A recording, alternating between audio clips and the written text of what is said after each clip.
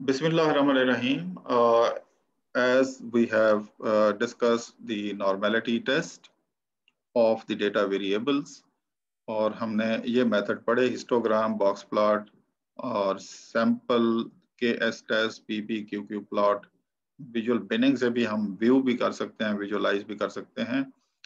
ये हमने तरीके पढ़े। तो हम विजुअल बिनिंग से हम सिर्फ पढ़ सकते हैं, विजुअलाइज कर सकते हैं उसके नंबर या उसके print लेना। I don't know how to print, but I think this command is only for visualizing.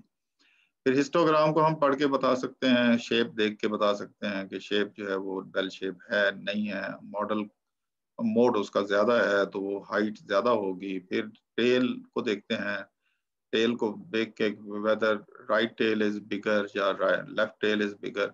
अगर दोनों एक ही साइज के हैं तो हम वहां से एक आइडिया कर सकते हैं वेदर डिस्ट्रीब्यूशन इज नॉर्मल और नॉट।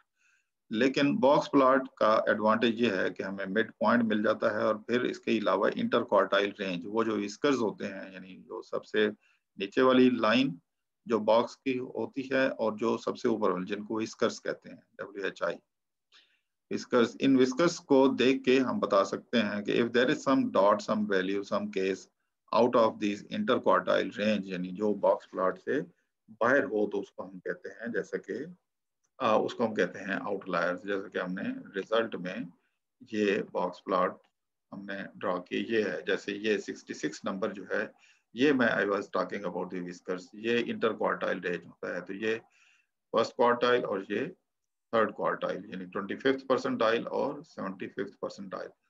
तो ये इसका मीडियन होता है 50th परसेंटाइल। तो ये हमारा उससे बॉक्स प्लॉट से पता चल जाता है कि 66 नंबर केस जो है, though it is not very serious outlier, लेकिन ये है कि उस रेंज से बाहर है, तो which is actually which may be causing the skewed distribution। इसी तरह तो हम इससे लोकेट कर सकते हैं। और ये जो टेस्ट है KS test, one sample KS test, इससे हम सिग्निफिकेंस, इसका नल हाइपोथेसिस ये है कि ये डिस्ट्रीब्यूशन नॉर्मल है। लेकिन अगर डिस्ट्रीब्यूशन नॉर्मल नहीं है तो ये किस बेस पे होगा? When the value of the probability is less than 5%, we reject the null hypothesis of normality and conclude that the distribution is not normal। फिर PPQ प्लॉट से हम देखते हैं कि जो हमारी ऑब्जर्वेशंस हैं वो स्ट्रेट लाइन के कितना करीब हैं, जितना करीब होंगे उतनी डिस्ट्रीब्यूशन बेहतर होगी, जितना दूर होंगे ऑब्जर्वेशन उतनी डिस्ट्रीब्यूशन जो है वो नॉर्मल नहीं होगी। जैसा कि इस केस में आप देखें, ये जो है ये देयर आर सर्टेन केसेस आप देखें which are away from the straight line. तो क्योंकि प्लॉट जो इंडियन करेंसी का है, इसी तरह ये देखें ये भी काफी दूर है स्ट्रेट लाइन से, तो ये भी डिस्ट्रीब्यूशन नॉर्मल नहीं है। तो ये मतलब एक तो मकसद था नॉर्मेलिटी चेक करना, दूसरा आउटलायर्स। अब इसमें तो आउटलायर्स तो नजर नहीं आ रहा, लेकिन डिस्ट्रीब्यूशन नॉर्मल नजर नहीं आ रही, क्योंकि ये जो इसके बिल्कुल सेंटर में नहीं है, ये जो मिडल लाइन है जिसको मीडियन कहते हैं, it is not in the centre, तो डिस्ट्रीब्यूशन नॉर्मल नहीं है। इसी तरह ये एक और, ये एक और, ये सारी जो डिस्ट्रीब्यूशन है इनमें से कोई भी नॉर्मल नहीं है। तकरीबन ये एक हमें नॉर्मल के करीब मिलता है, जो कि पाकिस्तान स्टॉक एक्सचेंज के डिस्ट्रीब्यूशन पैटर्न है। इसी तरह इसका नॉर्मल नहीं है, नहीं है।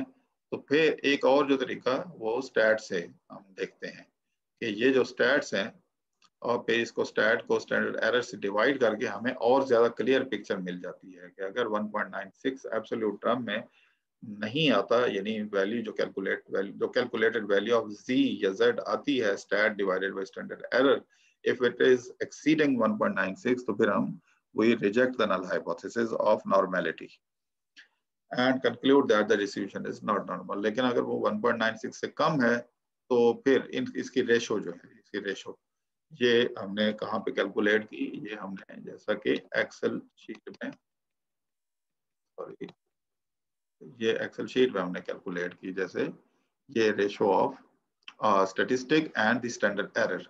तो इनमें से ये नॉर्मल डिस्ट्रीब्यूशन नहीं है, नहीं है, नहीं है, नहीं है, लेकिन 1.4 PSX बॉन्ड 1.6, तो ये तकरीबन नॉर्मल डिस्ट्रीब्यूशन है। इसी तरह कर्टोसिस की वैल्यू को तो ज्यादा क्लियर पिक्चर हमें कर्टोसिस की वैल्यू और स्क्यूनेस से क्लियर पिक्चर अगर ना मिल रही हो तो हम रेशो लेके Z डिस्ट्रीब्यूशन इसका कैलकुलेट करके बता सकते हैं।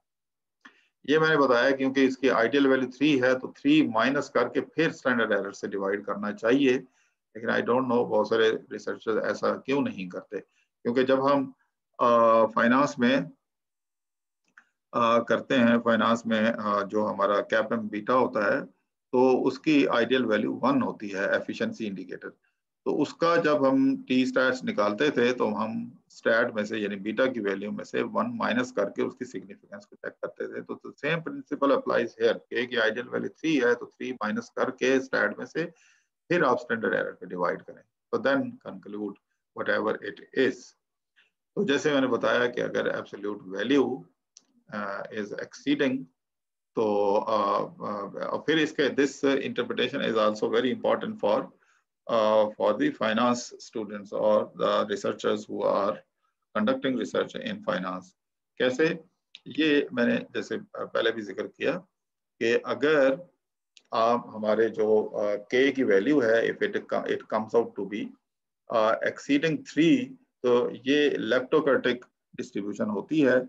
आमतौर पे लेप्टोकर्टिक जो डिस्ट्रीब्यूशन है वो रिस्क टेकिंग या रिस्क सीकिंग इन्वेस्टर्स के एटीट्यूड को शो करती है। तो अगर हम पाकिस्तानी इन्वेस्टर या स्टॉक मार्केट के अंदर जो इन्वेस्टर्स हैं उनके पोर्टफोलियो का एनालिसिस करें बेस्ड ऑन के वैल्यू यानी कर्टोसिस और स्क्यूनेस पे, तो हम बता सकते हैं कि पाकिस्तानी मार्केट में जो इन्वेस्टर का बिहेवियर है वो कैसा है, whether they are risk hours.